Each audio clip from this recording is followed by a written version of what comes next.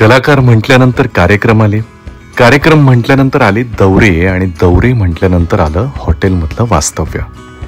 पुण्यातल्या हिंजवडीच्या हायत प्लेसनं माझं फार मनापासून आदरातिथ्य केलं. अगदी घरच्यासारखं स्वागत. प्रशस्त रूम्स आणि हिंजवडीच्या आपल्याला कायम अडकवणाऱ्या ट्रॅफिकच्या वरून दिसणारा निसर्ग मन प्रसन्न करून गेला. आणि स्वागत तर असं जणू एखादा पाहुणाच घरी आलाय. खायची प्यायची आवड असल्याने आपसूक माझी पावलं वळली ते रेस्टॉरंटकडे. अप्रतिम जेवण, अत्यंत प्रेमानं खाऊ घालणारा, तुमच्याशी गप्पा मारणारा स्टाफ, यामुळे एखाद्या हॉटेलमध्ये राहतोय असं अजिबातच वाटलं नाही. मग काय, एकदा घर मानल्यानंतर सगळ्या गोष्टी मनापासून करायला लागलो. जिमला गेलो, दणकून व्यायाम केला. आहेत नाही त्या अम्युनिटीज सगळ्या वापरायच्या, तेही एकाच दिवसात असं मनानं ठरवलंच होतं.